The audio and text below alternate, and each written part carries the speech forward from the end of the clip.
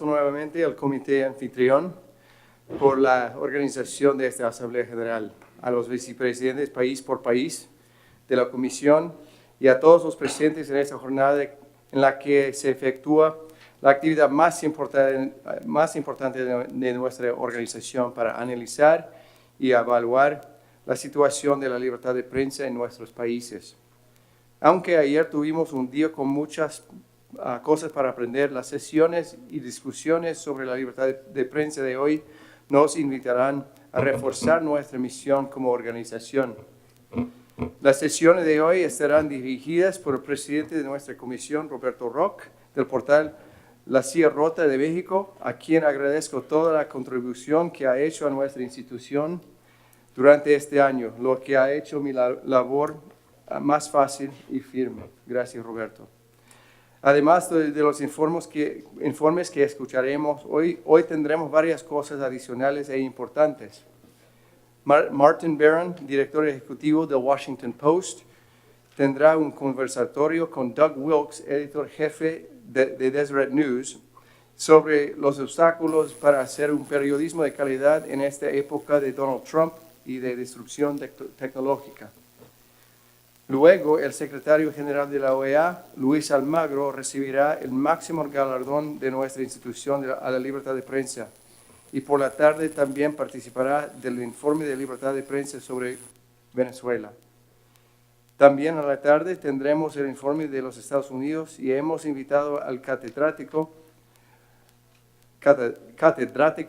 Pablo Bukowski de la Northwestern University para que nos comparta el resultado preliminar de un estudio sobre la reacción de los actores latinoamericanos de la comunidad hispana en los Estados Unidos ante las noticias sobre el presidente. Mañana seguiremos con temas de libertad de prensa, pero enfocándonos en ciberseguridad y corrupción. Y como los casos de los Panama Papers, Odebrecht y el FIFA Gate han sido cubiertos por la prensa y modificado nuestras percepciones. Sin más, pido a Roberto que inicie esta importante jornada. Muchas gracias.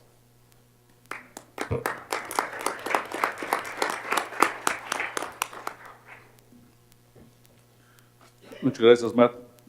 Muchas gracias a mis compañeros de presidio y buenos días a todos. Le he pedido a Lourdes Ovaldía que me acompañe en esta oportunidad nuevamente, como lo he hecho en varias ocasiones.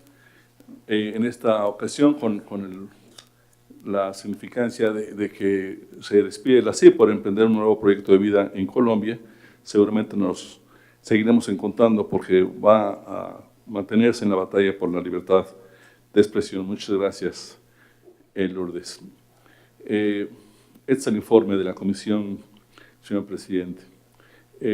No queremos iniciar este informe ante esta respetable asamblea sin expresar un sincero reconocimiento a la memoria de 3 líderes de la CIP recién desaparecidos, en quienes esta comisión en particular encontró siempre respaldo y aliento incondicionales. Se trata de Rafael Molina, Agustín Edwards Isman y Horacio Aguirre, los 3 expresidentes de nuestra sociedad, los 3 gigantes en nuestra historia común. A ellos les decimos esta mañana, muchas gracias.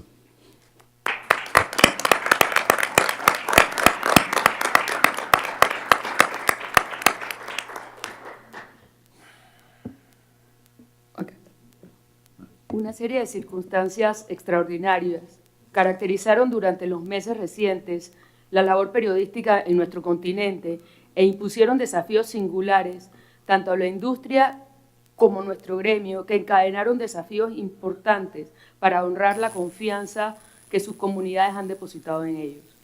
Desastres naturales en México, Estados Unidos y el Caribe, la extensión de un ambiente hostil a la libertad de prensa en el contexto de la madura democracia norteamericana, amados persistentes contra medios y periodistas en Venezuela, Cuba o Ecuador, configuraron, entre otras facetas, un complejo mosaico de retos que con el acompañamiento de la CIP están siendo enfrentados con pasión y compromiso en esas y otras latitudes. La nefasta ecuación de violencia ligada al crimen organizado en la región, más impunidad y debilidad del Estado de Derecho, volvió a imponer una cuota mortal entre nuestras filas. Desde la pasada reunión de marzo en Antigua Guatemala, 9 periodistas han sido asesinados, 7 de ellos en México y 2 más en Honduras.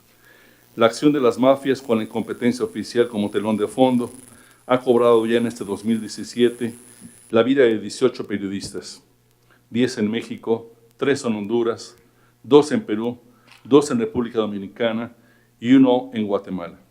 Hemos preparado un breve homenaje gráfico en memoria de estos compañeros que les queremos presentar. El video, por favor.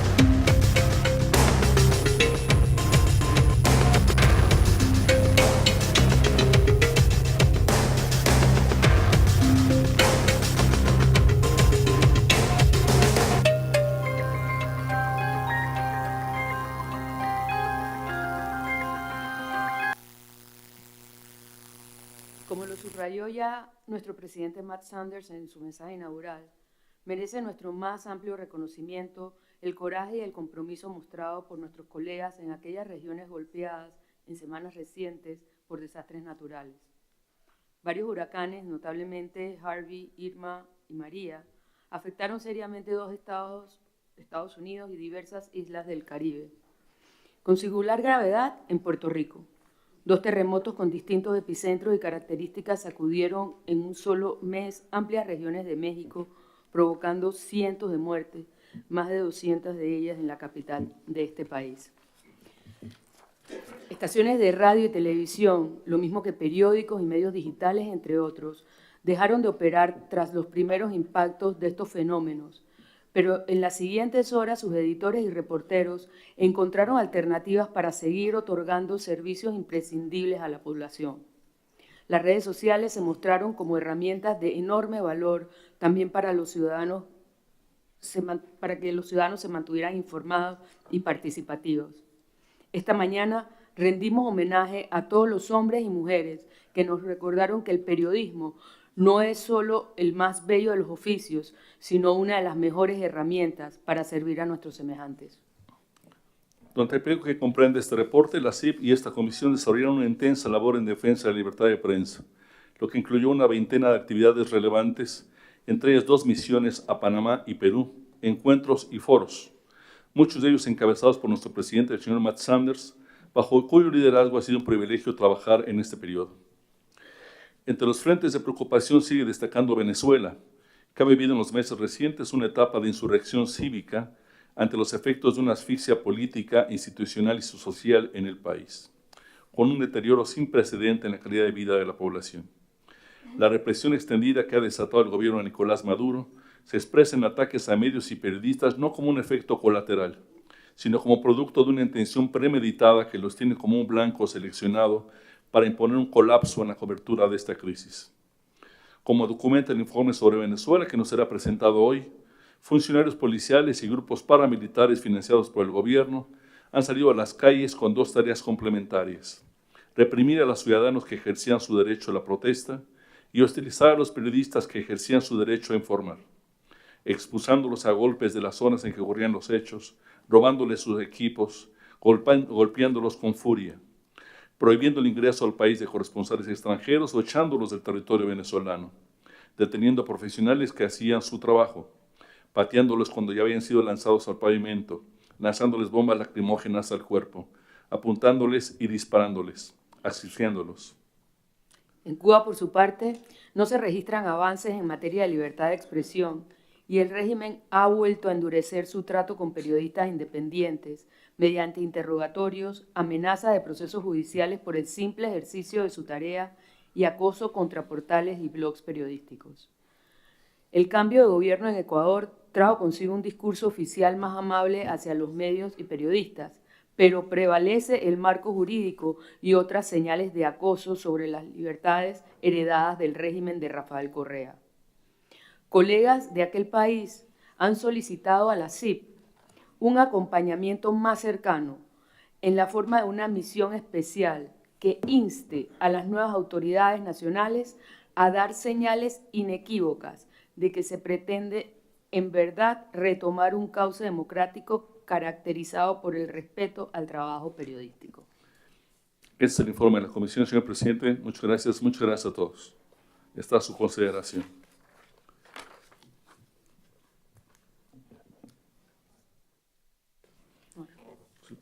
Usted nos autoriza.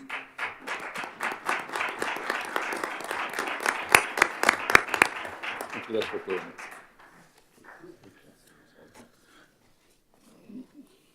Si ustedes nos autorizan, pasamos a atender los informes país por país. Le pediría al compañero Roberto Pombo de Colombia que nos acompañara para rendir su informe.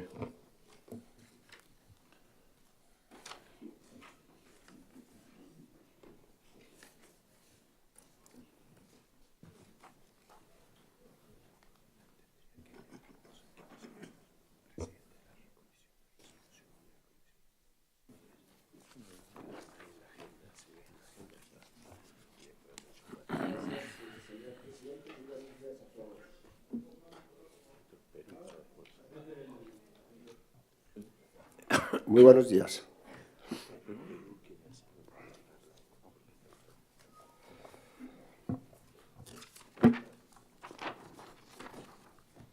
Uno de los hechos más graves ocurridos en este periodo fue el secuestro de los periodistas holandeses Dirk Johannes Bolt y Eugenio Ernest Marie Follender el lunes 19 de julio en la región del Catatumbo, al noroeste del país. El responsable del hecho fue el Ejército de Liberación Nacional, grupo guerrillero, que tras afirmar que se había tratado de un error, los liberó unos días después. Preocupa en Colombia el aumento de los ataques contra la prensa en comparación con las cifras de 2016. A esta fecha se registraron 237 casos, 21 casos más que en el periodo anterior. De acuerdo con el registro de la Fundación para la Libertad de Prensa, la amenaza es la agresión más frecuente en Colombia, con 102 casos, cifra que duplica la del año 2010. Se documentaron 151 casos de agresiones a la prensa, en especial en los departamentos de Cauca, Antioquia, Valle del Cauca y Bogotá, según la FRIP. Muchas de estas agresiones son cometidas por funcionarios públicos mediante amenazas y mediante el sistema del acoso judicial, que se ha vuelto uno de los mecanismos de presión más frecuentes contra los periodistas. Se registraron algunas detenciones ilegales de periodistas por parte de la fuerza pública. Una de ellas ocurrió el 1 de julio. La periodista María Montiel, corresponsal de la agencia Colombia Informa en el departamento de Santander, quien fue detenida ilegalmente en el sur del departamento del Cesar por espacio de 31 horas cuando cubría una protesta pública. El exdirector del extinto Departamento Administrativo de Seguridad DAS, Jorge Noguera, fue condenado a 7 años, 10 meses y 15 días de prisión por la Corte Suprema de Justicia por interceptaciones ilegales a opositores del gobierno de entonces. Entre los opositores se encontraban varios periodistas. El expresidente Álvaro Uribe, el 14 de julio, este es otro caso, acusó al columnista Daniel Samper Ospina desde Twitter de ser un violador de niños, en respuesta a un comentario humorístico que éste había hecho sobre el nombre de la hija de una congresista del departamento del expresidente. Samper acudió a la justicia mediante una acción de tutela resuelta a su favor que obligó al exmandatario a retractarse públicamente. No obstante, Uribe apeló la decisión judicial. El expresidente Uribe también por Twitter calificó al periodista del noticiero de Noticias 1, Julián Martínez, de ser un periodista pro-FARC. El 26 de mayo, en uno de los episodios más graves que estamos denunciando, el general del Ejército Javier Flores le reclamó a la periodista del canal RCN, Maritza Aristizábal, por haber tenido acceso a una comunicación confidencial en la que el oficial le expresaba al alto comisionado de paz, Sergio Jaramillo, una preocupación por el carácter político que tendría un evento de las FARC en el marco del proceso de entrega de las armas de esa organización. La periodista fue citada a un tribunal militar para indagar por el origen de esta información. En otro hecho de gran repercusión, el subsecretario del Senado Nacional, Saúl Cruz, fingió una agresión por parte de un camarógrafo del noticiero Noticias 1, generándose una ola de repudio entre los senadores. Los parlamentarios luego se retractaron cuando supieron que se trataba de un hecho ficticio. Un hecho positivo fue la condena el 11 de agosto del autor material del asesinato de la periodista Floralba Núñez en Pitalito, el departamento del Huila.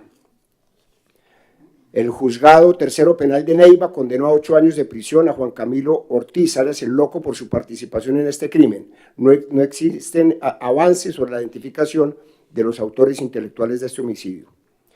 Entre el 22 y el 23 de agosto se desarrolló en la Corte Interamericana de Derechos Humanos el caso Carvajal y otros contra Colombia.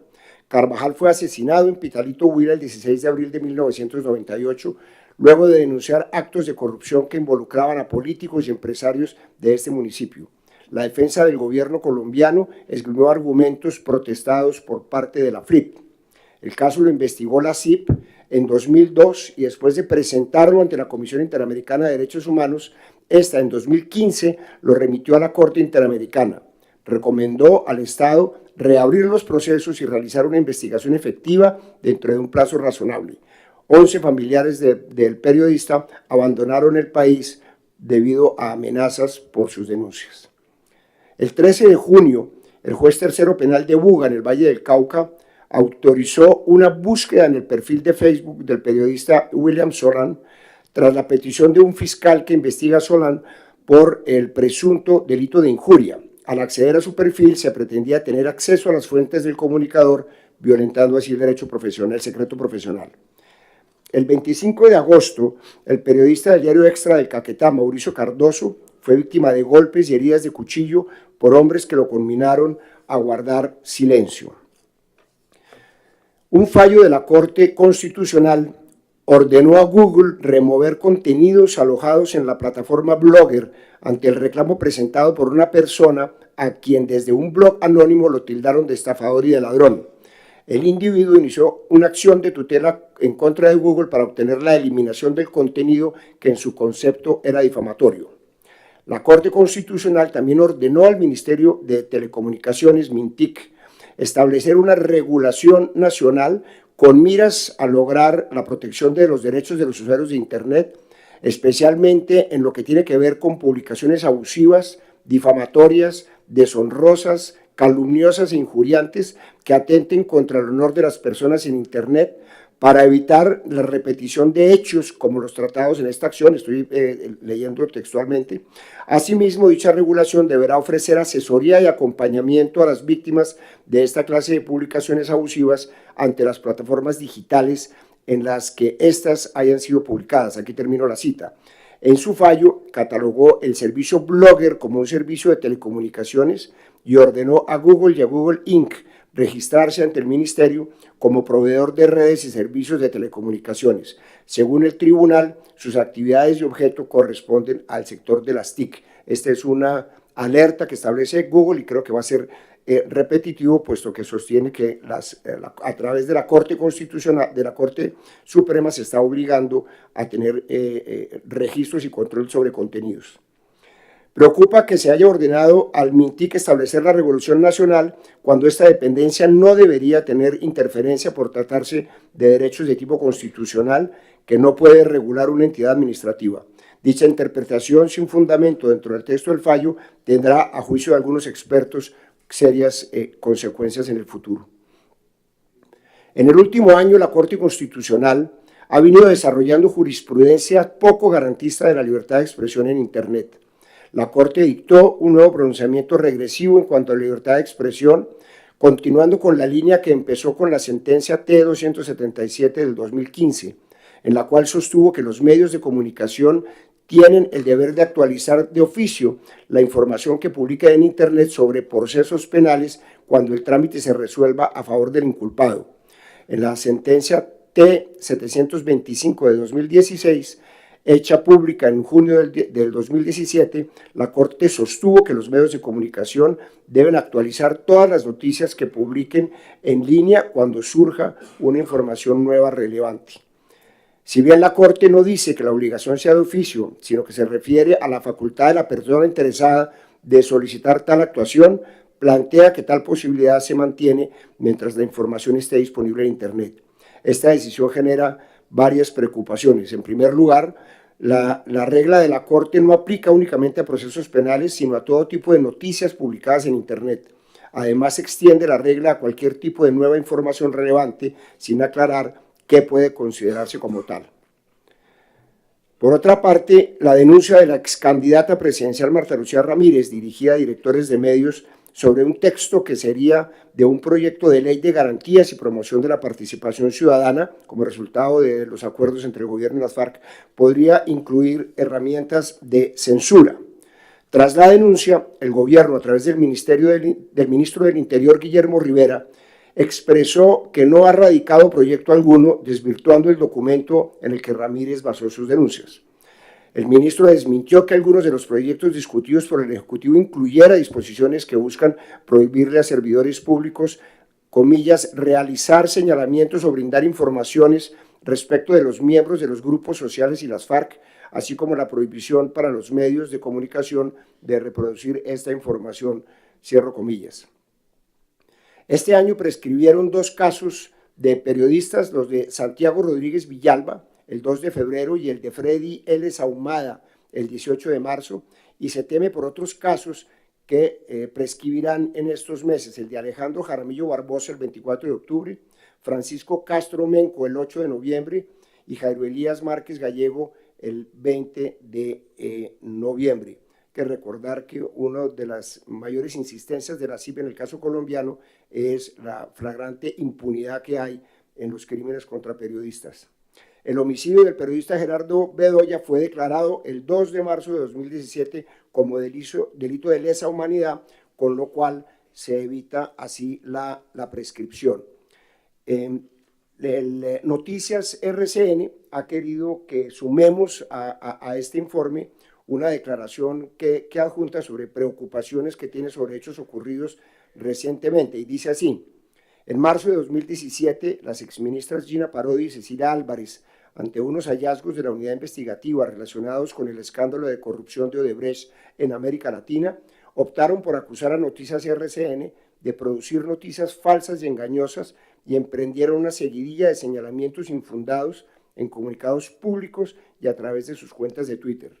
Hoy las exministras enfrentan investigaciones ante la Fiscalía y Procuraduría colombianas por una polémica adición a una de las rutas adjudicadas al consorcio en el que participa Odebrecht. En abril de 2017, por otro lado, el presidente Juan Manuel Santos realizó en Casa de Nariño un encuentro con los principales empresarios del país, en el cual los empresarios expresaron su preocupación por la situación económica del país. El presidente respondió acusando a la prensa del ambiente de pesimismo que se respira en Colombia y afirmando que los medios de comunicación, comillas, están perdiendo el norte, cierro comillas, y por ello exhortó a los empresarios para que llamaran a los directores de medios para influir en la producción de contenidos que, según el mandatario, fueran positivos. Está leído el informe, señor presidente. Muchas gracias, Roberto Pombo, de Colombia. Está a consideración de la Asamblea su informe. Adelante, por favor, hay 2 micrófonos. ¿Se identifica, por favor? Audio ya, por favor. No, ya, adelante. Hola. Buenos días, Ulilo Acevedo, hoy diario del Magdalena de Santa Marta, Colombia. Doctor Pombo, para solicitarle muy respetuosamente que incluya en el informe la siguiente observación que preocupa a los periodistas de provincia, aquellos que ejercen en las zonas donde se vivió con mucha intensidad el conflicto armado colombiano y además donde el accionar de bandas criminales, de narcotráfico, de la delincuencia común y organizada aún persisten. Y es el de llamar la atención del gobierno colombiano, que a través de la Unidad Nacional de Protección, UNP, han venido desmantelando de manera sistemática los esquemas de seguridad de los periodistas en la provincia colombiana, dejándolos a merced de la delincuencia y de los criminales a los cuales denuncian. Lo más dramático y preocupante, y usted lo conoce, es que cada vez que el gobierno y la ONP retiran el esquema de seguridad de un protegido, a esa persona la asesinan. Muchos son los casos documentados en este sentido. De tal manera, doctor Pombo, que le solicito muy respetuosamente tener en cuenta la anterior observación para que se incluya en el informe que usted acaba de leer. Muchas gracias. Por supuesto, Ulilo queda involucrada inmediatamente en el informe. Muchas gracias. Muchas gracias. Adelante. Buenos días. Me gustaría saber si la decisión del ¿Se Tribunal... identifica, por favor? José Monegro, del periódico El Día de Santo Domingo. Me gustaría saber si la decisión del Tribunal Constitucional a la que usted hace referencia estaba precedida de una decisión de tribunales ordinarios que declararan difamatorio el contenido de la información objeto de esa sentencia del Tribunal Constitucional, y si en la decisión, cuando plantea también el tema de actualización de la información, incluía la exclusión de informaciones anteriores de la Internet. Sí, empiezo por el segundo caso, que sí lo involucra. Eso tiene 2 elementos complicados. Uno es la discusión sobre el derecho al olvido, que es el argumento que invocan quienes solicitan esas actualizaciones. Y hay otro muy complicado que es borrar de facto la historia. Entonces, evidentemente hay unos casos de condenas de personas acusadas de delito que fueron o condenados y pagaron su condena, que piden que sea limpiada la información, limpiada entre comillas la anterior, para que en la búsqueda esté actualizado y se pierda ese registro, y también se corre el riesgo de perder pues todos los elementos que terminan con una información. Ese es el caso. En el caso de lo de Google, es simplemente la decisión en segunda instancia hecha por una persona que en un blog anónimo lo acusaron. Esa persona fue a la justicia, ordenaron a Google retirar eso, y eso pone a Google ante una situación compleja, porque como ellos no generan su contenido, no responden tampoco por él, y en este caso parecían como respondiendo. Eso fue una queja que Google hizo a través de la CIP, pero consideramos que el hecho del registro por parte de la orden de que se registre ante un ministerio la generación de contenido sí nos parece preocupante desde el punto de vista de la limitación de la libertad de expresión. Muchas gracias. ¿Alguien más? Muchas gracias. Damos por aprobado en principio el informe. Muchas gracias, señor presidente.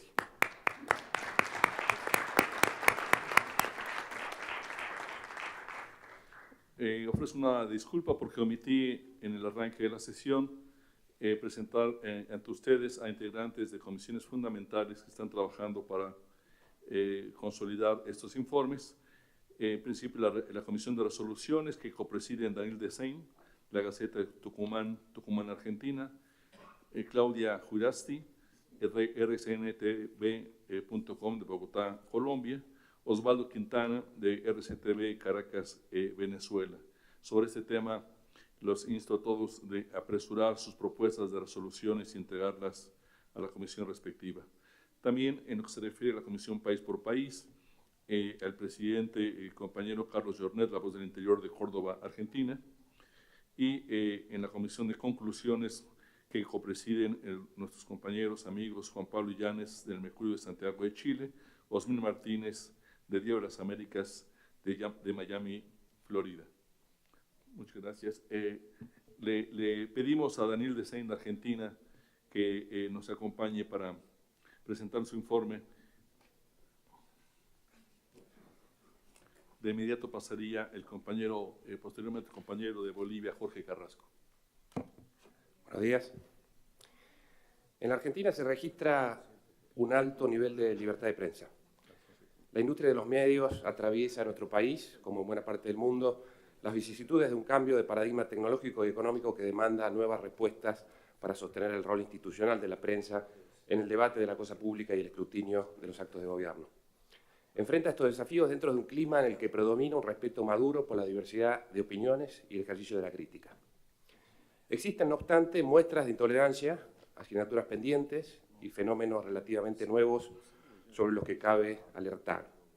El monitoreo del Foro de Periodismo Argentino, los informes de libertad de prensa de la Asociación de Entidades Periodísticas Argentinas, registraron más de 60 agresiones, amenazas o condicionamientos a periodistas o medios en lo que va del año. No voy a leer todos los casos, en general se trata de agresiones en el marco de protestas y manifestaciones públicas, pero voy a señalar que a raíz de la repetición de todos estos hechos, la Asociación de Entidades Periodísticas Argentinas impulsó la inclusión de los trabajadores de prensa en un proyecto de ley que establece el agravamiento de penas a quienes atenten contra sus vidas. Aunque ciertos sectores exhiben preocupantes dosis de intolerancia, la sociedad argentina celebró hace una semana elecciones legislativas precedidas por campañas políticas que se desarrollaron en términos generales dentro de un marco de convivencia cívica con altos niveles de libertad de expresión. Las intimidaciones y ataques del narcotráfico constituyen un preocupante fenómeno en ascenso en la Argentina y quiero detenerme en ese punto. A fines de julio se llevó a cabo uno de los mayores atentados contra periodistas de todos los registrados en las últimas 2 décadas posteriores al asesinato de José Luis Cabezas. El periodista Jesús Báez do Nascimento, propietario de la radio FM Carretera 101, ubicado en San Antonio, provincia de Misiones, en la frontera con Brasil, recibió 4 balazos en el abdomen y en uno de sus brazos, con el claro propósito de matarlo. Múltiples indicios sugieren que el ataque está relacionado a sectores de narcotráfico local y a las denuncias realizadas por Báez en su radio.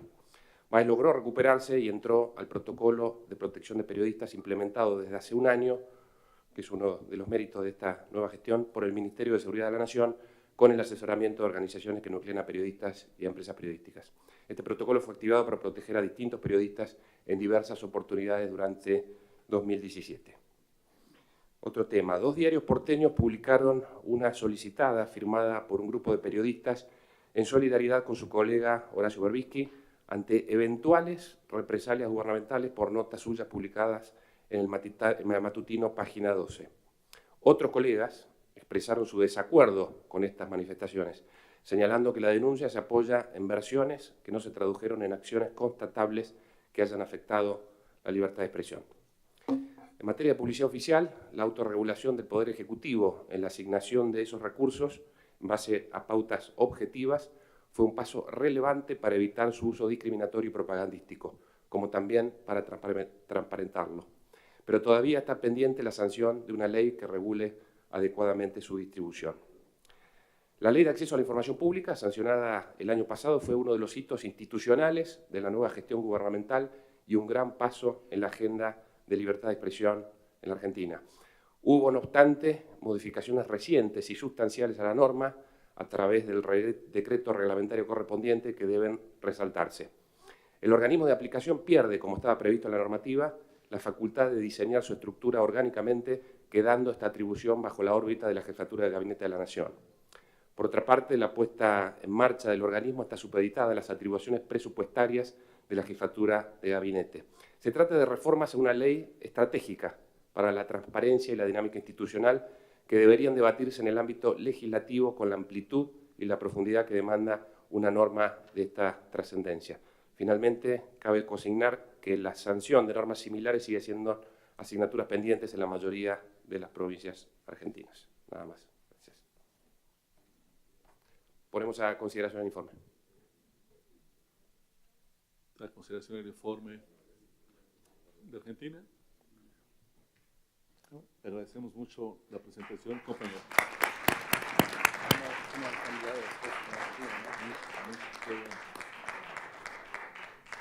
Le damos la bienvenida al compañero Jorge Carrasco, vicepresidente para Bolivia.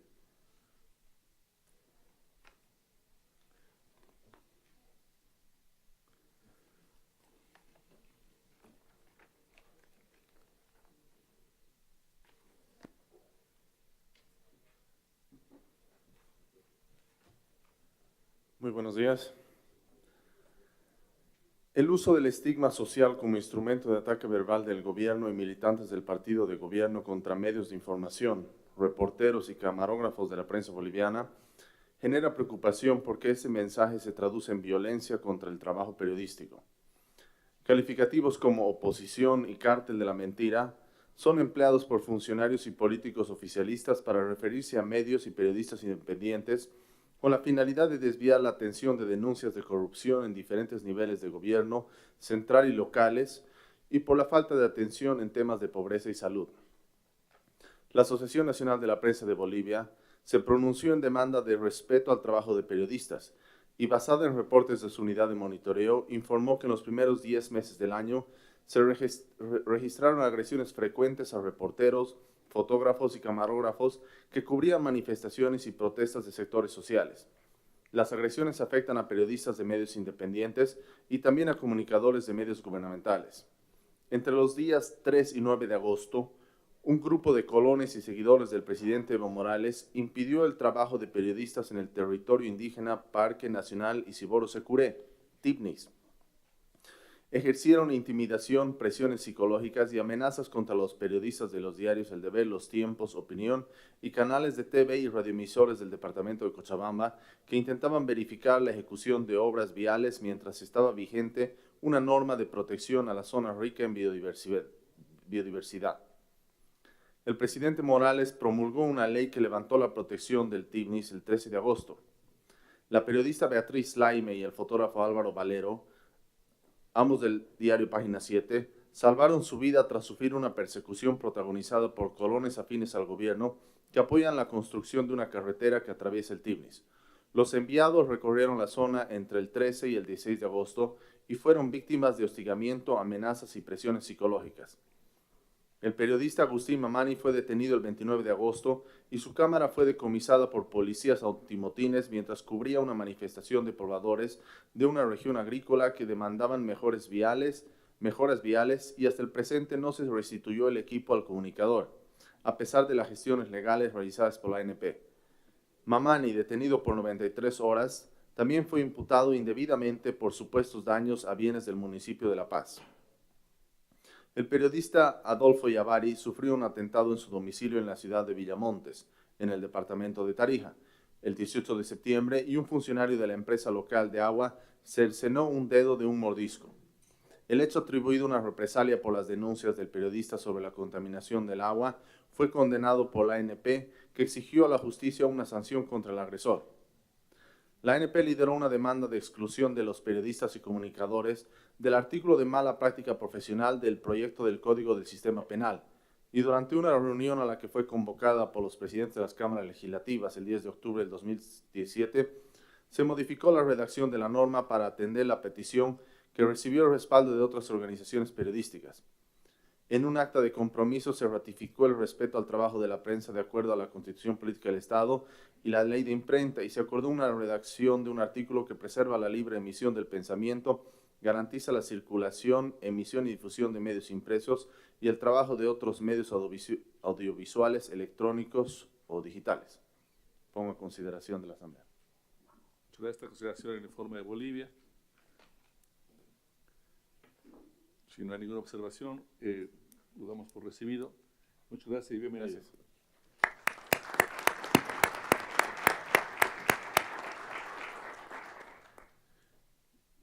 No nos puede acompañar esta mañana el vicepresidente para Cuba, Henry Constantin.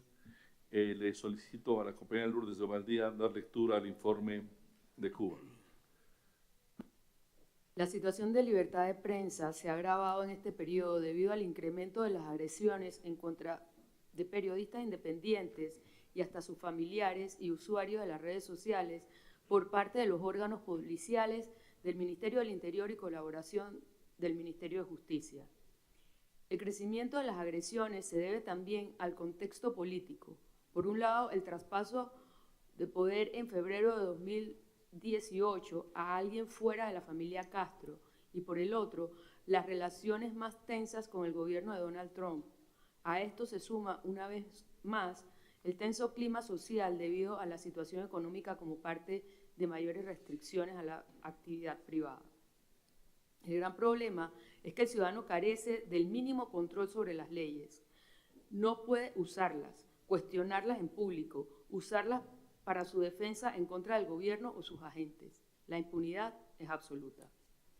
El freno legal primario reside en el artículo 53 de la Constitución, que reconoce la libertad de palabra y prensa siempre y cuando se use, abro comillas, conforme a los fines de la revolución socialista, cierro comillas, y prohíbe la propiedad privada de los medios de difusión.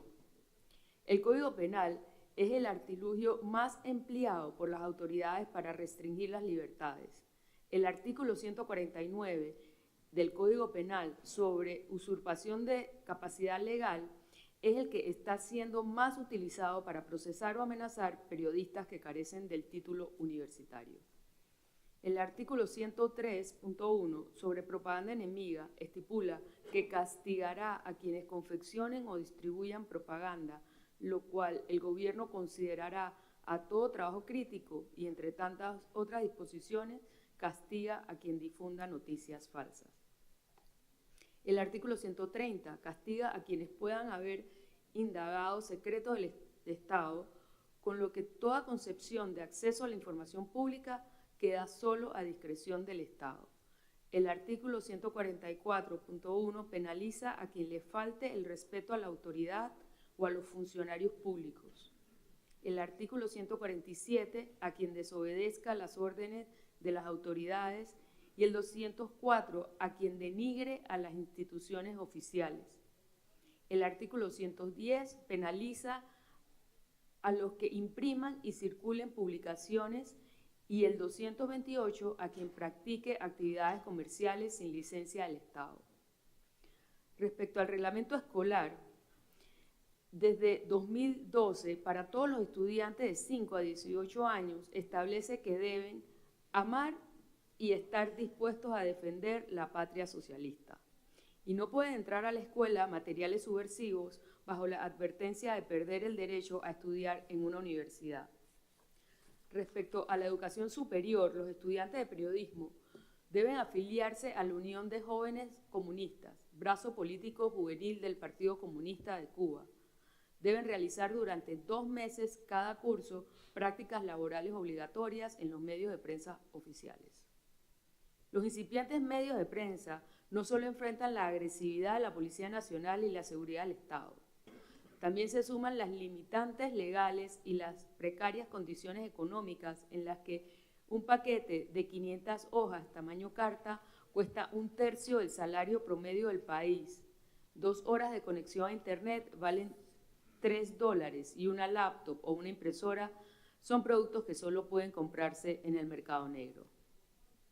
También la Ley 88, la Ley Mordaza, un instrumento legal cuyos artículos 4.1, 6.1, 7.1, 8.1, 9.1, 10, 11 y 12 están redactados en forma ambigua. Permite condenar a prácticamente cualquier persona que hable de libertad, aunque las autoridades prefieren censurar mediante Código Penal. En septiembre fue condenado a 3 años de cárcel Karina Chávez Chu, miembro del Consejo de Redacción de la revista Convivencia y su principal articulista de temas económicos. Su casa, sede de la revista, fue confiscada por un supuesto delito de evasión fiscal. Por la compra de su casa ya había sido multada por más de $1.000.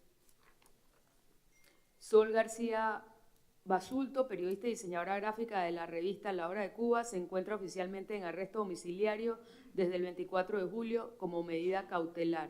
Se mantiene la investigación en su contra por el supuesto delito de usurpación de capacidad legal. Michael González Vivero, periodista, ha sido detenido en 2 ocasiones mientras hacía entrevistas y en ambas la seguridad del Estado borró su trabajo.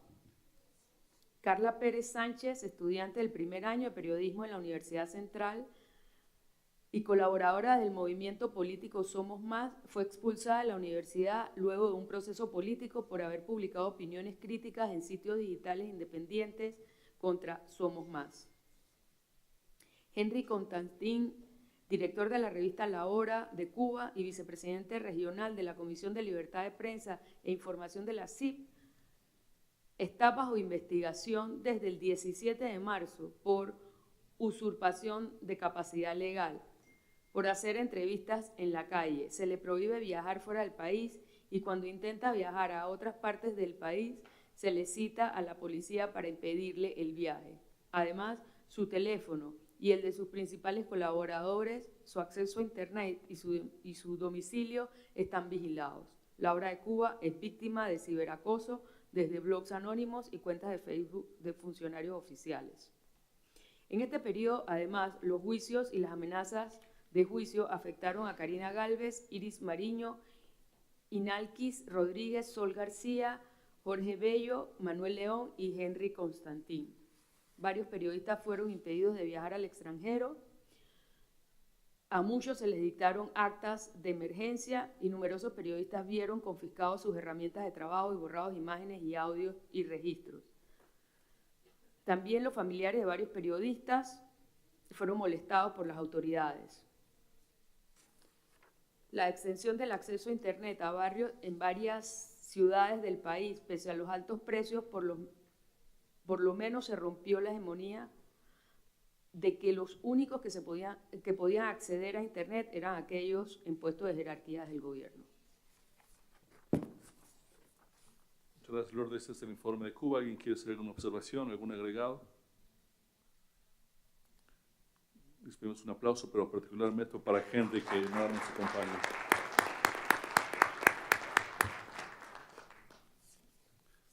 Va para Henry Constantín. El Salvador, Fabricio Mejía. Altamirano, por favor. Fabricio Mejía.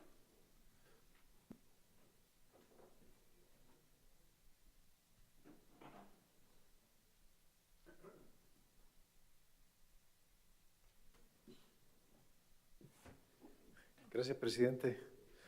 Hay un creciente deterioro de la libertad de expresión de los últimos años, como lo reflejaron índices internacionales recientes, donde hemos caído varios escaños en el tema de libertad de expresión en El Salvador.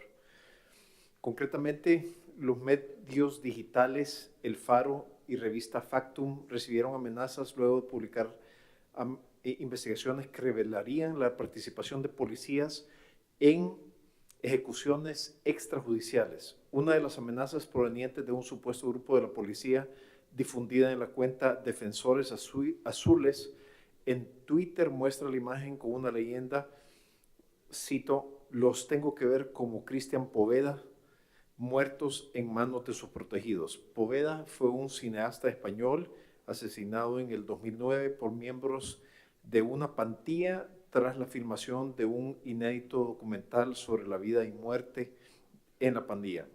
El 22 de agosto, la revista Factum publicó la investigación periodística En la intimidad del escuadrón de la muerte de la policía. Durante 3 meses monitorearon a 2 grupos de chat en WhatsApp integrados por más de 40 policías que revelaron comunicaciones internas y crímenes de ese supuesto grupo de exterminio desde adentro de la policía. El director de comunicaciones de la Fiscalía, Salvador Martínez, confirmó que se ha abierto un expediente de investigación tras la amenaza a periodistas de la revista, aunque no se ha recibido denuncia formal de parte de la misma. El portal El Faro Digital ha publicado investigaciones realizadas en julio del 2015, febrero del 2016 y marzo del 2017 sobre cómo agentes de la policía habrían matado 14 personas en 3 operativos distintos en presuntos enfrentamientos con pandilleros.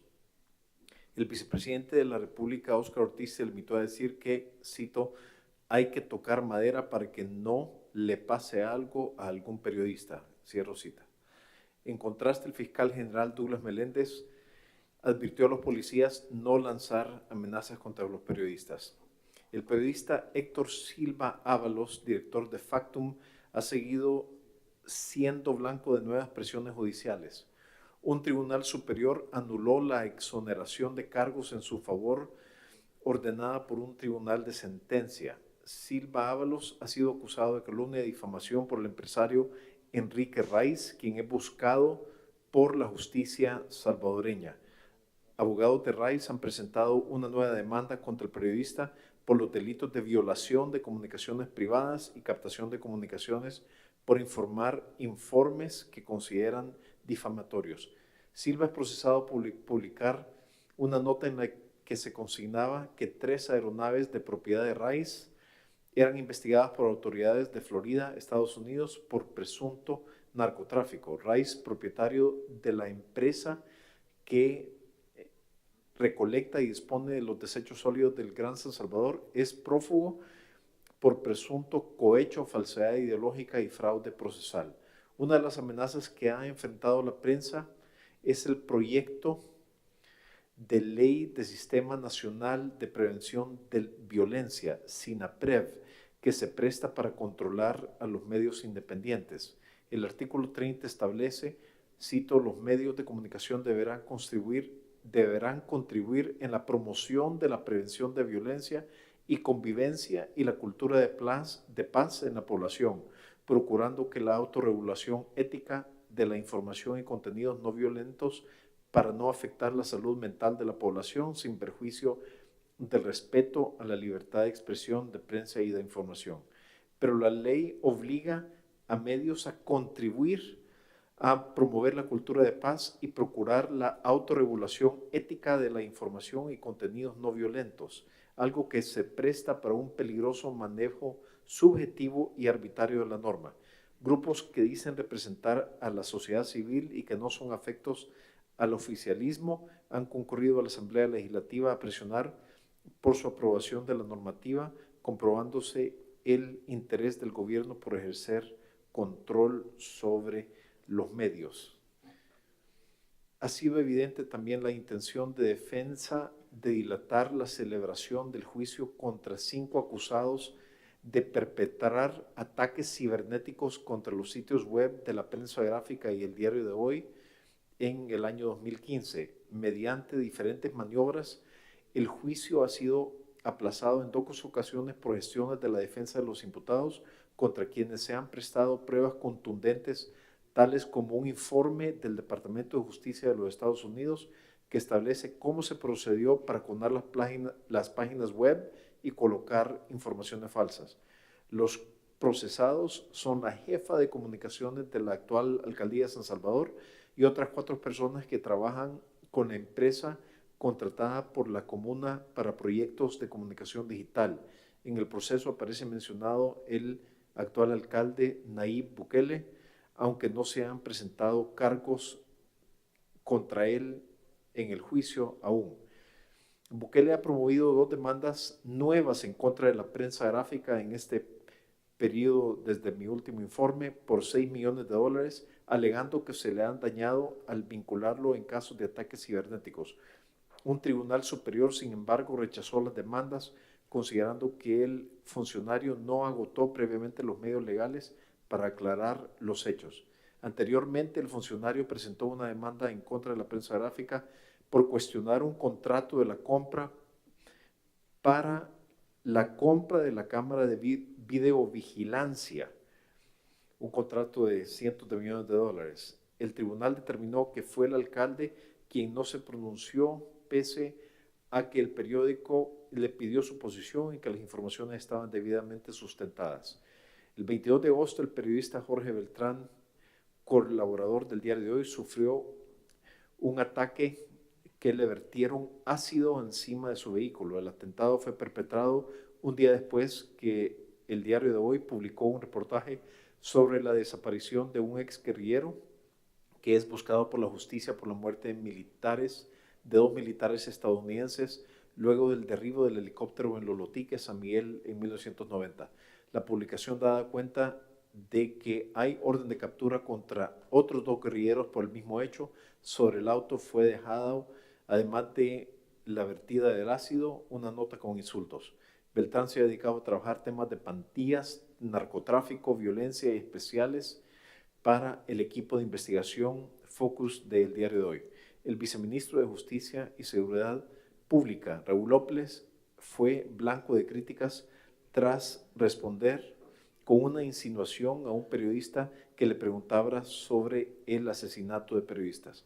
Cito: mi vida linda, te invito a un café, mejor un día y te doy la conferencia, contestó el funcionario a una profesional del Canal 6 de televisión. Tras la tormenta de críticas que desató de inmediato en las redes sociales, el funcionario pidió disculpas públicas hacia la periodista y el gremio a las mujeres y a las mujeres en general. Y por último, una nota positiva: la Fundación Democracia, Transparencia y Justicia, denominada DTJ por sus siglas, un organismo privado para la consolidación del Estado de Derecho, está promoviendo una legislación específica para la protección de periodistas y defensores de derechos humanos. Este anteproyecto se está discutiendo con periodistas y otros miembros del gremio antes que se redacte una versión final que sería presentada como iniciativa de ley ante la Asamblea Legislativa. Entre algunos elementos para el futuro anteproyecto de ley que están proponiendo en foros figura la creación de un fiscal especial que vele por la protección de periodistas, la implementación de medios cautelares en casos a donde hay amenazas físicas y digitales y dar más fuerza legal para apoyar el trabajo de los comunicadores. Solo quiero subrayar que esta iniciativa de ley está modelada tras el caso de la ley en Colombia. Es la ley de Colombia de protección a periodistas que se ha estudiado para hacer las líneas de esta nueva iniciativa de ley en El Salvador. Ese es mi informe, presidente. Muchas gracias, Fabricio Altamirano. ¿Está a su consideración el informe de El Salvador? Lo damos por recibido entonces. Muchas gracias. Gracias.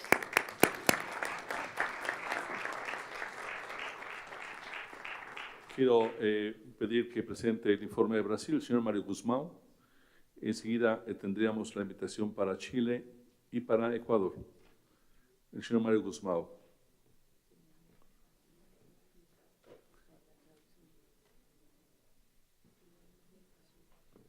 Okay. Nos están pidiendo los compañeros de la cabina de traducción que leamos un poco más despacio. Adelante, muchas gracias. Bom dia. No ano anterior, 2016, o Brasil ocupou a lamentável posição em todo o mundo quanto ao número de jornalistas assassinados. Foram 7 abatidos em 2016. A boa notícia é que em 2017, até este momento, não tivemos nenhum jornalista assassinado. Esta diminuição de crimes pode, por este ano, não ser de eleitoral, principalmente em eleições municipais, quando mais os ânimos ficam exaltados. Mas também a diminuição cabe ser creditada ao trabalho permanente da Associação de Jornais do Brasil, Associação de Rádio e Televisão e da Sociedade Interamericana de Imprensa, acompanhando os casos, exigindo apuração e julgamento e, desta forma, buscando eliminar a impunidade. Cabe aqui um registro histórico e um reconhecimento. A prática de acompanhamento de assassinatos de jornalistas no Brasil se deve a um excelente trabalho da CIP, iniciado mesmo antes da fundação das associações nacionais, e serviu de exemplo ao que as entidades vêm fazendo agora regularmente.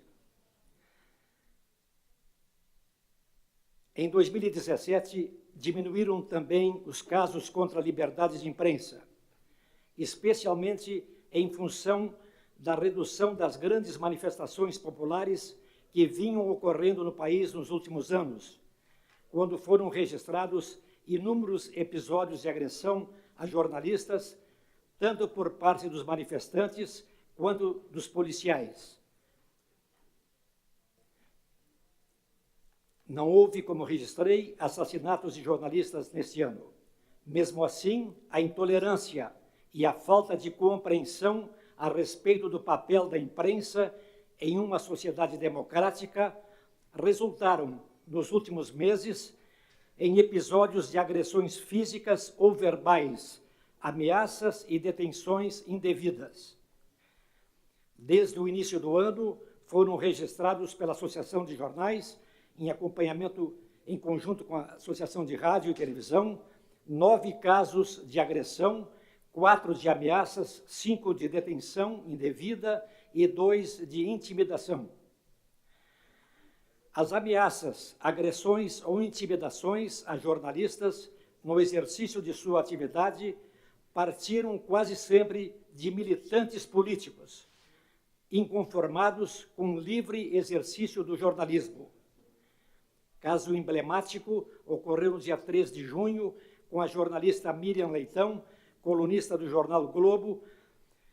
Durante todo o voo entre Brasília e Rio de Janeiro, ao longo de 1h40, Miriam foi insultada por militantes do partido político que estiveram na capital brasileira em congresso de seu partido. Miriam foi obrigada a ouvir ofensas e ameaças motivadas por sua atividade profissional. Por outro lado, a polícia brasileira prossegue com sua truculência e falta de preparo no relacionamento com jornalistas. As 5 detenções de jornalistas registradas até agora em 2017 foram indevidas, tanto que não resultaram em qualquer tipo de inquérito ou processo. Foram casos de repórteres, fotógrafos ou cinegrafistas que trabalhavam na apuração de fatos jornalísticos e foram detidos por policiais inconformados com a perspectiva de terem divulgado a sua ação violenta ou desrespeitosa com cidadãos. O Ministério Público da União e dos Estados tem demonstrado grande preocupação com o despreparo das autoridades policiais no relacionamento com jornalistas. Seminários e audiências públicas têm sido realizados para debater o tema e apontar soluções, como cursos para os policiais e o estabelecimento de regras claras na atuação policial em manifestações públicas. É auspicioso registrar que diminuíram sensivelmente os casos de censura judicial. No primeiro semestre deste ano, houve apenas um caso desse tipo.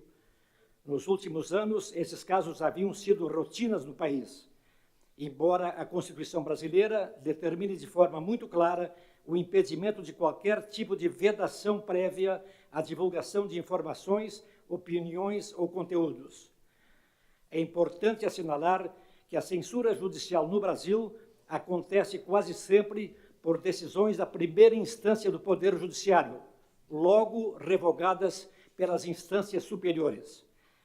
Mas o essencial é que se trata de inconstitucionalidade atentória aos direitos de informar e de ser informado, mesmo que vigorando em pequenos períodos. A vigilância das entidades que representam as empresas jornalísticas e de comunicação, assim como as que representam os jornalistas, tem sido essencial no Brasil para evitar que prosperem iniciativas contrárias ao princípio maior da liberdade de imprensa. Exemplo foi o episódio acontecido no início de outubro deste ano, quando o Congresso aprovou legislação eleitoral com dispositivo que permitiria aos candidatos a cargos eletivos de impedirem a veiculação na internet de informações ou opiniões, independente de decisão do Poder Judiciário. O clamor público, liderado pelas associações, levou o presidente da República a vetar o dispositivo que permitiria a censura. Em síntese, era esse o relatório.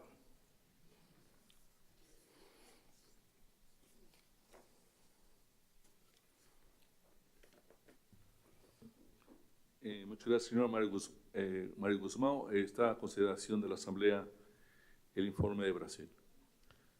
Sí, me gustaría hablar.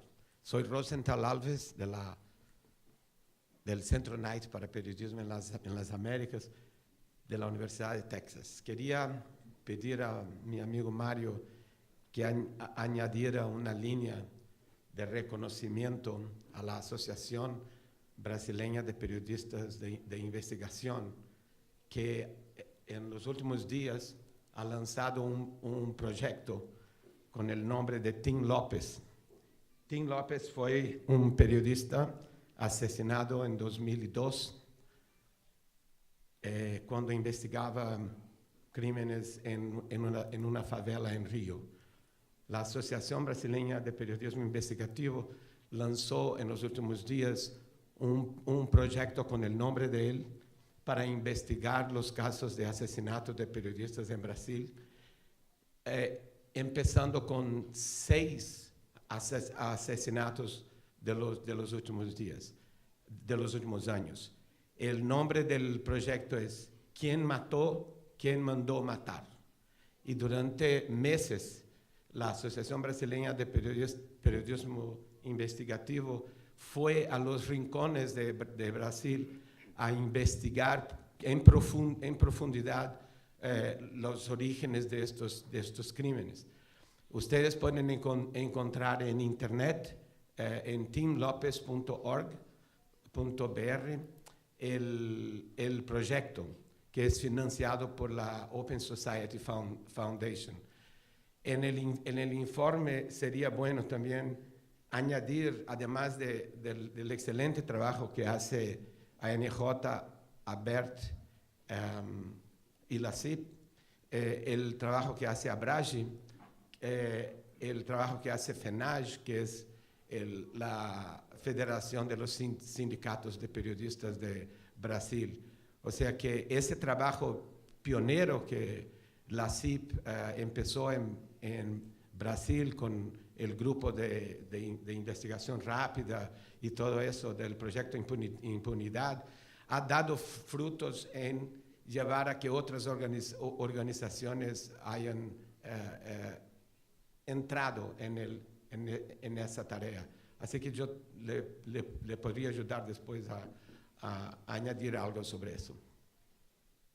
Muchas gracias. ¿Algún comentario, Mario? Não, concordo sim com o que disse o colega Rosenthal Alves. É justo esse reconhecimento à ABRAGE, Associação de jornalistas investigativos do Brasil. Realmente merece.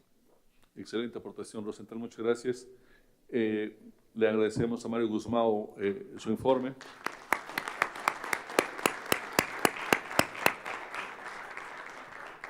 Y le agradecemos en particular su liderazgo para la participación de la CIP en Brasil. Siempre es un gusto especial tener a periodistas brasileños en esta asamblea. Nos ha cedido el turno de la palabra Chile con el compañero Álvaro Caviedes. De todos modos, su informe está en internet. Nos dice que no hay asuntos de relevancia que reportar, de tal suerte que damos paso al compañero Carlos Pérez Barriga de Ecuador, por favor, y seguiría Guatemala.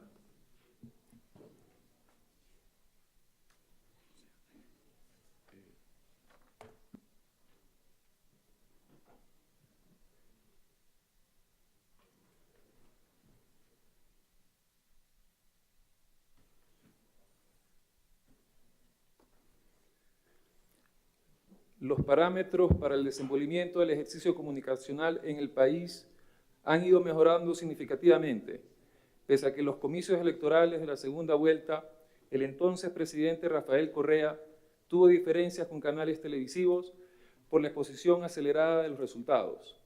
La transición del gobierno trajo ambiente más pacificador en todas las carteras y en especial en la de la comunicación. Hubo cercanía con los medios independientes, con los cuales el gobierno anterior estuvo distanciado. Ya en la calidad de presidente, Lenín Moreno pidió a los representantes de varios medios de comunicación para que sean los primeros en denunciar la corrupción en el Ecuador. Surgió el caso de Odebrecht, en el cual están siendo investigados el vicepresidente Jorge Glass. En este asunto, los medios jugaron un papel muy importante en las investigaciones, motivo porque el vicepresidente acusó de ser víctima de un linchamiento mediático y de ser censurado en los medios. El 2 de abril se llevó a cabo la segunda vuelta electoral para dar a conocer los resultados. Ecuavisa, Teleamazona y Canal 1 solo transmitieron las estadísticas de la empresa Cedatos, lo cual fue criticado por el entonces mandatario Correa durante el enlace ciudadano número 518. Correa calificó a Alfonso Espinosa de los Monteros de sinvergüenza por proclamar a Guillermo Lasso como presidente, al haber utilizado una sola encuestadora. En esta ocasión, la Supercom emitió una amonestación escrita a los medios de comunicación, llamando la atención de que se abstenga de reincidir en el cometimiento de la infracción. El involucramiento de Jorge Glass, su tío Ricardo Rivera y otros funcionarios del Estado con el escándalo de corrupción de Odebrecht también tuvo exposición en diferentes medios de comunicación. Rafael Correa, en el enlace ciudadano número 521, mostró un video en el cual se cuestionó que los medios no hayan replicado noticias como la solicitud de Glass a la Contraloría para un examen especial a su patrimonio y que se malintencione el pedido de la Fiscalía de indagar a ministros y exministros para aclarar casos de corrupción. Martín Payares, periodista del portal Cuatro Pelagatos, fue declarado inocente la tarde del 3 de julio tras concluir la audiencia de juzgamiento dentro del proceso que interpuso Rafael Correa por descrédito a su honra en el contenido del texto titulado «Si a Correa le sorprenden robando, podría decir que está cuidando», el cual fue publicado el 25 de abril. La nota hacía referencia a las expresiones del entonces presidente, quien señaló que el pago de $1 millón de Odebrecht al exministro de Electricidad, Alexei Mosquera, fue un acuerdo entre privados. El periodista Freddy Aponte, quien ha sido víctima de una persecución por parte del alcalde de Loja, José Bolívar Castillo, fue notificado con una nueva sentencia en su contra. El 3 de julio de 2017, la Unidad Judicial Civil de esta ciudad lo declaró insolvente y como consecuencia quedó incapacitado de administrar sus bienes y ha sido prohibido de salir del país. Este es el sexto proceso que sigue el alcalde de Loja en contra del periodista, quien ya fue juzgado y sentenciado por el delito de insolvencia fraudulenta y por el cual la Sala Penal de la Corte Nacional de Justicia ratificó la inocencia de Aponte el 29 de abril de 2015. Todo este proceso se derivó tras el no pago de aproximadamente $55.000 como indemnización a Castillo, quien anteriormente demandó al periodista por daño moral y por injurias. El 9 de julio se conoció que el alcalde de Loja descalificó al periodista Freddy Aponte. Esto lo hizo en el Canal Sur, en donde señaló que el comunicador vomita veneno y odio todos los días contra su persona desde su programa. El 25 de septiembre se conoció públicamente que la Sala Civil y Mercantil de la Corte Provincial de Loja confirmó el estado de insolvencia del periodista Freddy Aponte dentro de la demanda civil iniciada en su contra por el alcalde de Loja. Andrés Oboscán, periodista de Diario Expreso, fue amenazado por Twitter después de divulgar una nota de su autoría titulada Odebrecht salpica corrupción petrolera.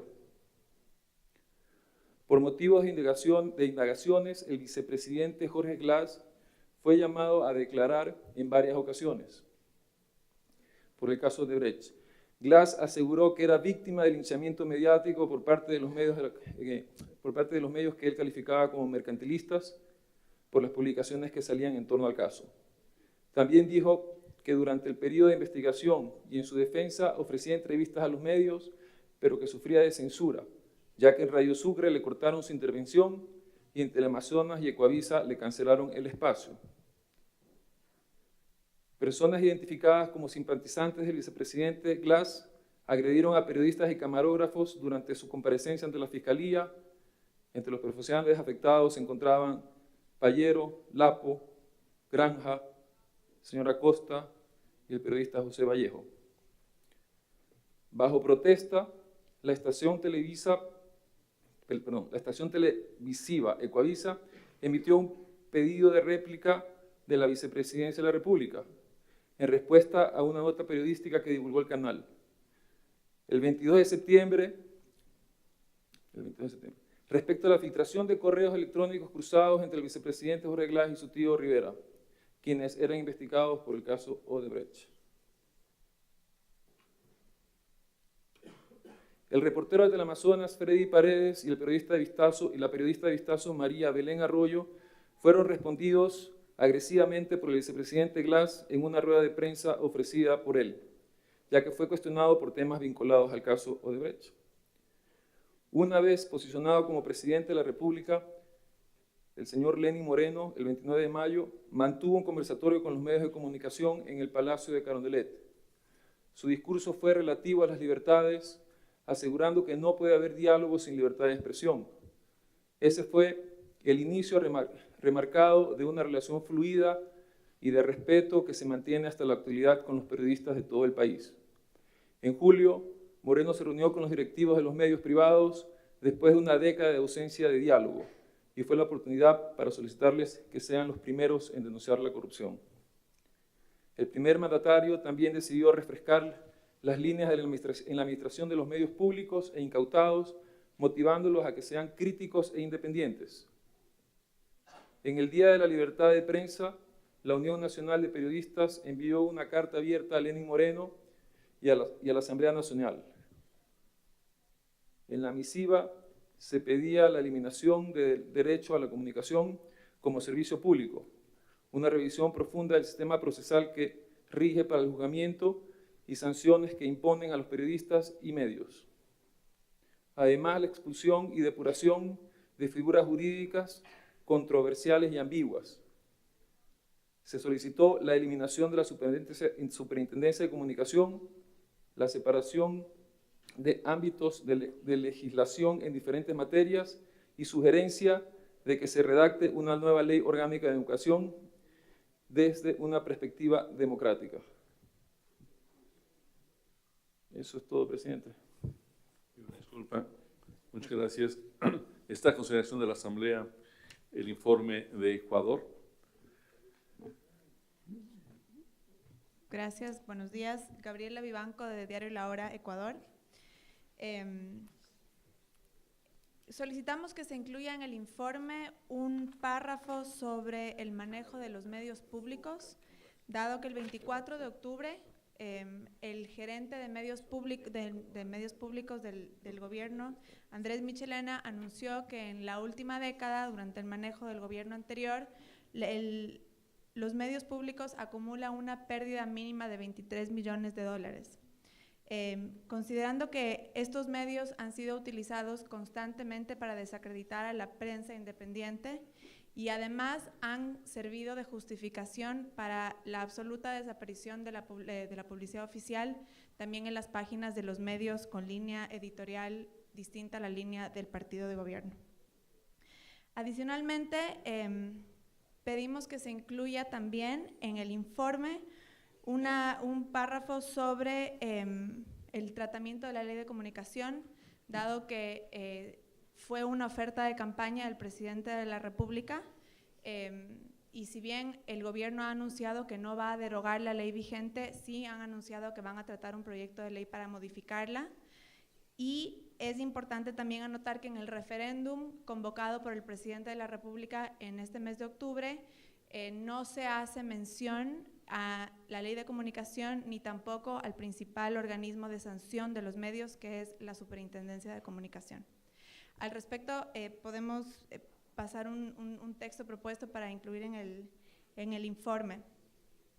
Por último, agradecemos la inclusión de la situación de Ecuador y de la necesidad de un monitoreo constante por parte de la Sociedad Interamericana de Prensa a este proceso legislativo que se ha anunciado que va a darse antes de marzo del 2018 para la modificación de la ley.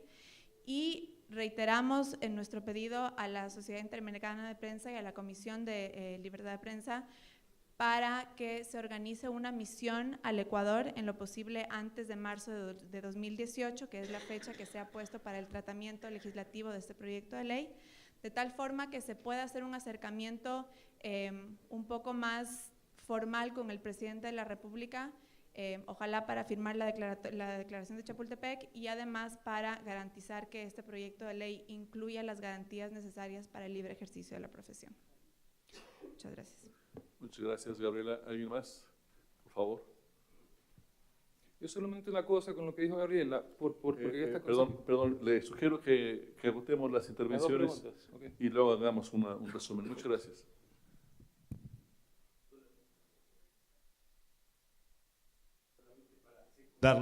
Secundar la moción y además aclarar, el Universal ha sido el diario que en Ecuador mantuvo su independencia en todos estos años.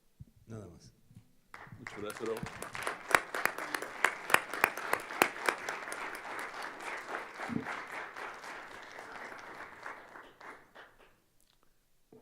Pues parece aprobado por aclamación lo que se haya propuesto.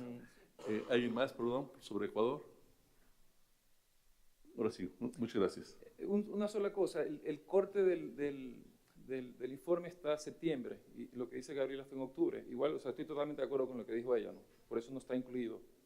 Sí, le rogaría que se reunieran, por favor, para acordar el texto preciso que incluiríamos en el informe final. Muchísimas gracias. Gracias a ustedes. Reconocemos el esfuerzo.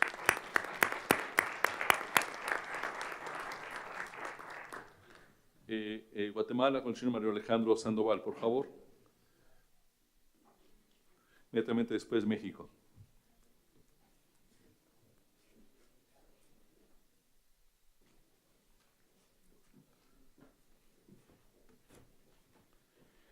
Buenos días, con ustedes el reporte de Guatemala.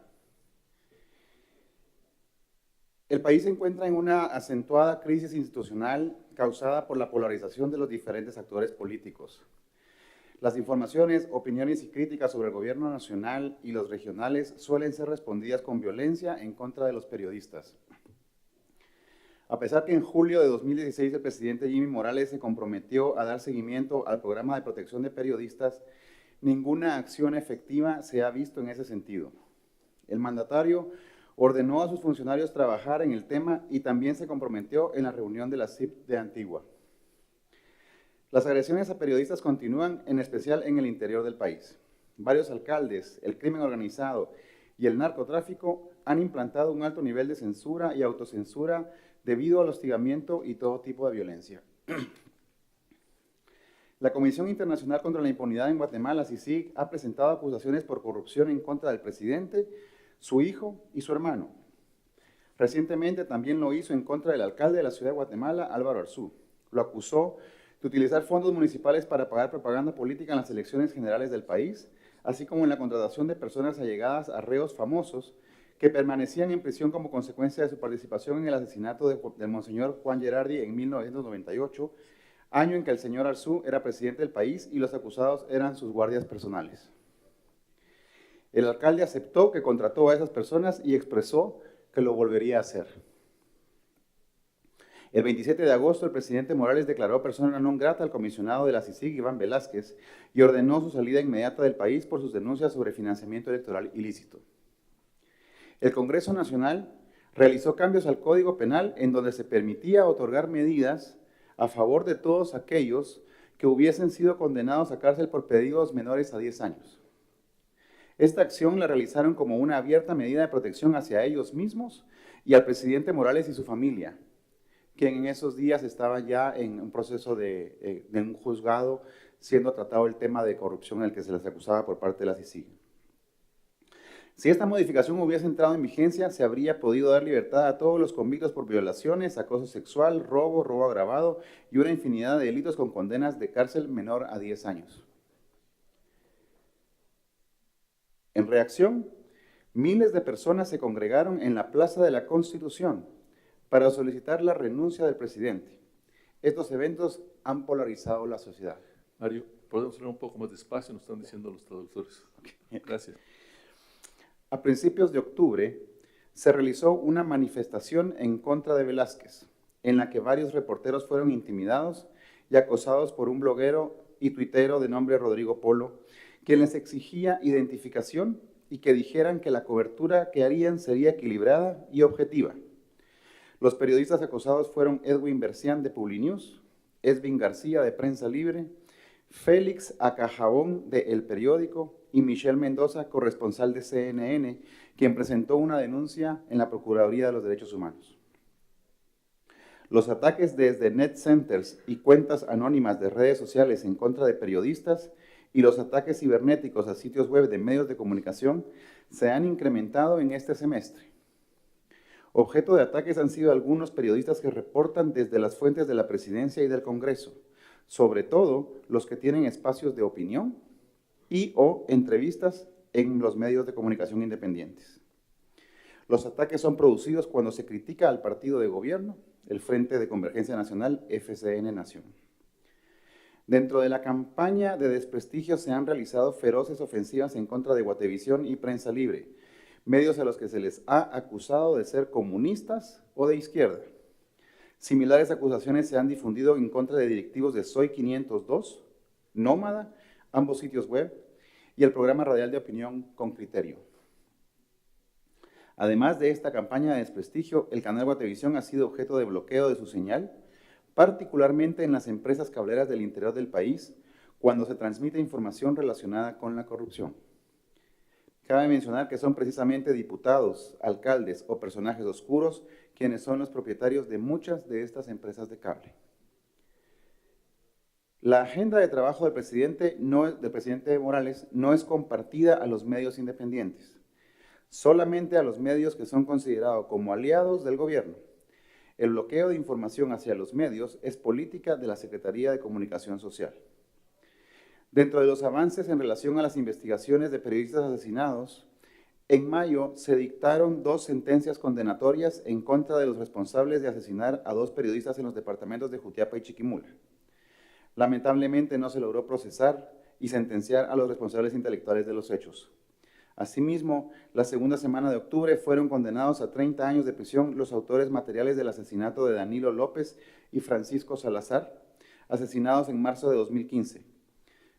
Lamentablemente, el acusado de la autoría intelectual, un diputado del Congreso de la República, sigue en proceso de antejuicio y la solicitud de trámite de antejuicio lleva 1 año en trámite y en este momento está paralizada. Eso es todo. Muchas gracias. Se pone a consideración de la Asamblea el informe de Guatemala.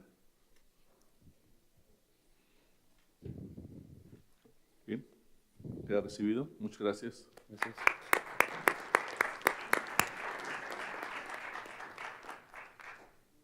Le pedimos a Carlos Salinas que presente el informe de México, por favor.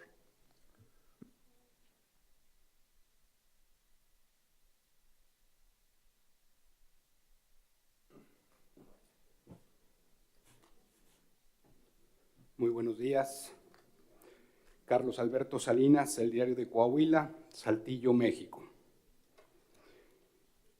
Informe de México.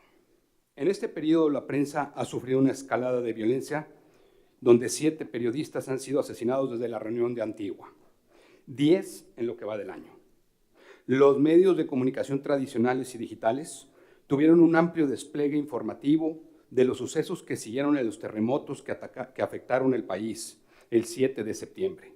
Un sismo de magnitud de 8.2 se sintió en Oaxaca y Chiapas, causando 96 muertes y daños a la infraestructura. El 19 de septiembre, un temblor de 7.1 sacudió de nuevo al país, dejando 369 víctimas fatales y cuantiosas pérdidas materiales en la Ciudad de México, Puebla, Estado de México, Guerrero y Oaxaca. Sobre la violencia contra periodistas, la Comisión Nacional de Derechos Humanos estima que desde el 2000 hasta la fecha han ocurrido 130 homicidios. 38 solamente de estos casos se dieron durante el actual gobierno del presidente Enrique Peña Nieto. Además, se vive un clima constante de agresiones, muchas de ellas cometidas y ordenadas por funcionarios públicos, por el crimen organizado y narcoterroristas. Artículo 19 documentó que 276 agresiones contra la prensa este año, un incremento del 23%, comparado al mismo periodo del año pasado. La CNDH asegura que solamente el 10% de estos casos existe sentencia condenatoria, lo que quiere decir que el resto, 90%, no se investiga, no se castiga, se queda en la impunidad. Desde la reunión de Antigua fueron asesinados los compañeros periodistas Maximino Rodríguez, Javier Valdés, Jonathan Rodríguez, Salvador Adame Pardo, Cándido Ríos Velázquez, Juan Carlos Hernández y Edgar Daniel Esqueda. En el marco de las elecciones celebradas este año, se registró un aumento de agresiones a periodistas. Solamente en mi estado, en Coahuila, hubo un incremento de 325% de agresiones contra medios y contra la prensa. También aumentaron estos ataques en el Estado de México y Veracruz. Además de las denuncias de corrupción y manejo discrecional en la asignación del presupuesto para medios a modo, castigando y reprimiendo medios incómodos por sus críticas y denuncias. A continuación, los hechos sobresalientes del semestre. El 14 de abril fue asesinado en La Paz, Baja California Sur, Maximino Rodríguez Palacios, colaborador del colectivo Pericú. Fue atacado a balazos desde un vehículo cuando el periodista descendía de su auto. A principios de junio fueron detenidos 3 presuntos implicados en el homicidio. El 15 de mayo, Javier Valdés Cárdenas, cofundador del semanario Río 12 y corresponsal de La Jornada, fue ejecutado en Culiacán, Sinaloa.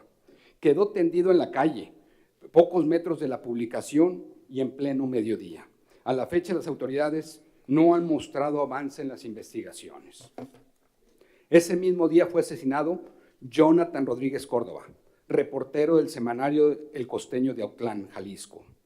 Un grupo de hombres armados disparó 25 tiros contra su vehículo en el que viajaba con su mamá. 4 balas impactaron el cuerpo del periodista y su madre resultó herida de gravedad. El semanario había recibido amenazas. El 18 de mayo fue secuestrado Salvador Adame Pardo, propietario del canal 6 TV en Mújica, Michoacán. Su cuerpo calcinado fue hallado el 26 de junio. Se presume que el líder de un grupo criminal de la zona, Feliciano de Ledesma, apodado El Chano Peña, sería el responsable del crimen. El 22 de agosto fue asesinado Cándido Ríos Vázquez en el municipio de Hueyapán, Ocampo, en Veracruz. Era colaborador del Diario de Auyacán y fundador de La Voz de Hueyapán. Publicaba información sobre casos de corrupción y abusos de poder. El 5 de septiembre fue asesinado Juan Carlos Hernández, colaborador, fotógrafo y auxiliar de redacción del portal La Bandera Noticias, en Yuriria, Guanajuato. Fue atacado por sujetos que le dispararon cuando salía de la noche de su casa. Medios locales informaron que el sitio internet había recibido muchas denuncias de amenaza. El 14 de septiembre se conoció que autoridades municipales de Nuevo Laredo, Tamaulipas, interpusieron demandas en contra del periódico El Mañana de Nuevo Laredo por publicaciones de investigaciones periodísticas sobre corrupción pública. El periódico publicó reportajes sobre presuntos actos ilícitos que involucrarían la existencia de empresas fantasmas que adquirieron contratos multimillonarios por publicidad, casos de nepotismo y supuesto enriquecimiento por parte del alcalde Enrique Rivas y otros funcionarios locales. Estos cuestionamientos a funcionarios locales y proveedores habrían motivado una serie de litigios contra el periódico. El 5 de octubre fue asesinado Edgar Daniel Esqueda Castro, en San Luis Potosí. Era colaborador de los medios Vox Populi y Metrópoli San Luis. Sujetos vestidos con uniforme de policía entraron a su domicilio y se lo llevaron. Apareció muerto al día siguiente con huellas de tortura, semidesnudo y con las manos atadas en la espalda. Daba cobertura de noticias de temas policíacos y meses antes de su asesinato denunció que había sido amenazado. El 16 de octubre, la periodista locutora Cecilia Méndez sufrió un grave atentado en Zapopan, Jalisco. Méndez viajaba a bordo de su vehículo tras salir de la estación en la que transmite el programa Yo Siempre Estoy Bien, en Zapopan, Jalisco. Sujetos que se movilizaron en una motocicleta le dispararon en el rostro y en el tórax. Actualmente ha tenido varias intervenciones quirúrgicas y su estado de salud es muy delicado. El alto índice de impunidad y seguridad en la que trabajan los periodistas en México queda evidenciada en la falta de resultados de investigaciones que deriven en castigos a los responsables de asesinatos y agresiones. Hasta aquí el informe de México, señor presidente Roca. Muchas gracias, presidente Carlos Salinas. Está a consideración de la Asamblea el reporte de México. Yo quisiera hacer una observación como mexicano. Carlos, el 7 de octubre anunció su renuncia a un importante grupo radiofónico, Leonardo Curcio, después de 18 años de colaborar en ese grupo. Él alegó que el dueño de la estación, una de las más importantes de México, le había exigido cesar a 2 colaboradores que en los días previos se habían criticado al partido oficial, el PRI. Y antes de despedir a esos colaboradores, Leonardo Curcio, un periodista muy respetado, decidió renunciar. En el sustrato de esta discusión han existido alegatos de que el gobierno federal presionó a esta estación y ha presionado a otros grupos editoriales, periodísticos, radiofónicos, con temas de publicidad. Me gustaría tu comentario al respecto y pedirte formalmente que añadiéramos estos 2 aspectos, la renuncia de Leonardo Curcio por presiones del grupo radiofónico, presumiblemente a su vez por presiones de autoridades, y estos alegatos en materia de publicidad en ausencia de una legislación que transparente los criterios para asignar la publicidad, tanto federal como de los estados, regional, etc. Sí, señor presidente, vamos a anexar los dos, y como lo hemos comentado en varios informes, insistimos mucho en la discrecionalidad y la presión que ejerce el gobierno y los gobiernos estatales y municipales para controlar a los medios y buscar controlar a los medios vía los presupuestos publicitarios. En eso seguiremos denunciando y lo incluiremos en el informe, señor presidente. No sé si hay algo más. Por favor. Allá. Perdón. Sí. Mis felicitaciones por el excelente informe. En 2 o 3 casos señaló Carlos que las personas que habían sido agredidas o asesinadas informaron a las autoridades de que estaban bajo amenaza. Sí. Si se puede saber en términos generales cuáles eran las autoridades, si eran estatales, si eran nacionales o locales, y si hubo alguna reacción, algún intento de parte de ellos para ayudar a estas personas, ¿se sabe? Gracias. En el informe anterior, en octubre, en la Ciudad de México, informamos de que los mismos periodistas han estado rechazando el apoyo por parte del gobierno. Muchos de ellos lo han estado rechazando. Es una comisión que se formó. Yo creo que el presidente Roberto Roch nos puede explicar un poco mejor de cómo funciona. Es un medio de protección a periodistas que existe en México, donde se acogen a esa protección cuando tienen ciertas denuncias. El problema es la criminalización o la falta de credibilidad o seriedad a las mismas. A veces denuncian y no les creen. A veces denuncian y los califican de que están mal, que están involucrados, que tienen algún interés con algún grupo criminal, o los tratan de criminalizar antes de investigar. Entonces, a veces no se da la protección debida, o a veces el mismo reportero opta por irse del país, como lo mencionamos en casos anteriores, que se han salido del país huyendo porque no confían. Pero yo me gustaría que Roberto Roch nos explique. Sí, muchas gracias, Alejandro. En 2006 el gobierno federal creó un mecanismo de protección a periodistas muy inspirado, yo diría que casi una copy-paste del mecanismo que existe en Colombia, un mecanismo que tiene un fondeo muy importante en Colombia y que protege a múltiples comunidades. En este caso se estableció solamente para periodistas, luego se extendió a periodistas y defensores de derechos humanos. Es un mecanismo que entró en la pesadilla de quién debe extender las medidas cautelares, si la Policía Federal, la Policía Estatal. Acabó contratando policía privada para extender este tipo de medidas cautelares cuando existen evidencias que siempre es un ejercicio discrecional de este mecanismo de amenazas importantes. También lo es qué tipo de medidas se ejercen, ya sea una patrulla que visita la casa del periodista, hasta una escolta que lo acompaña todo el tiempo.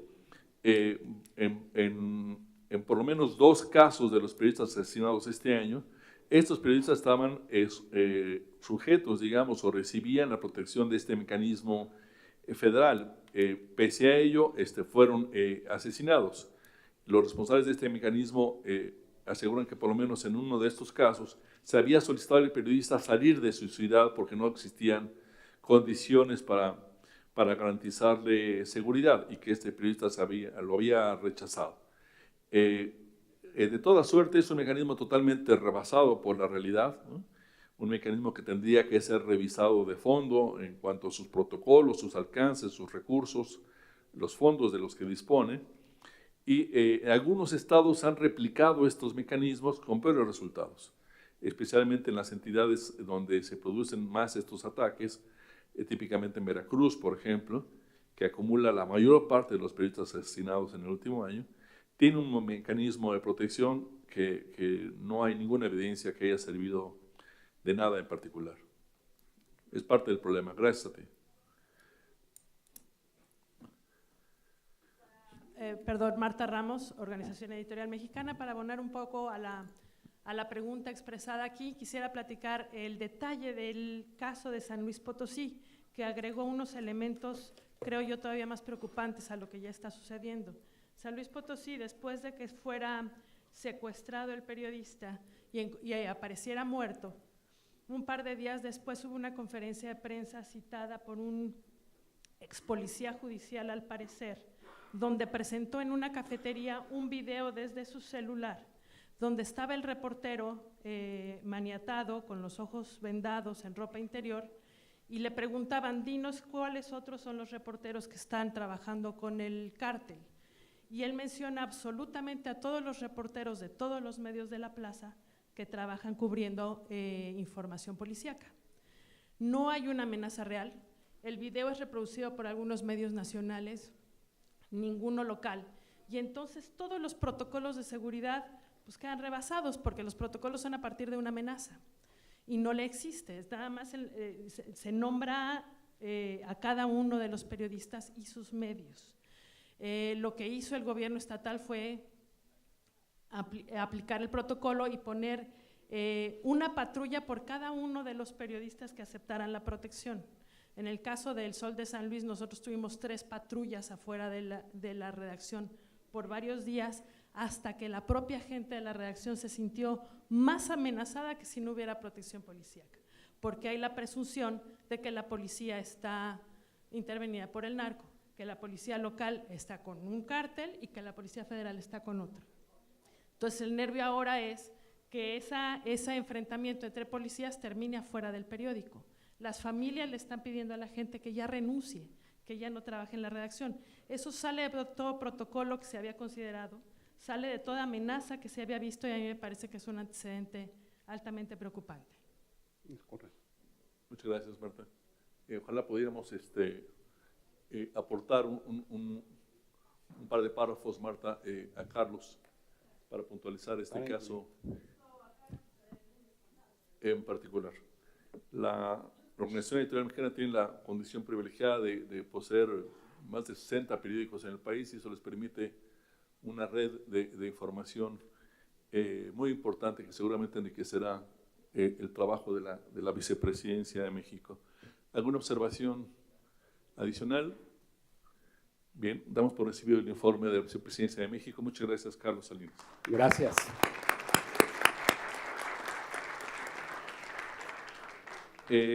Vamos a dar paso a un receso de café para, al regreso, iniciar este panel de lujo que tendremos con 2 editores en jefe en una conversación que seguramente será muy inspiradora.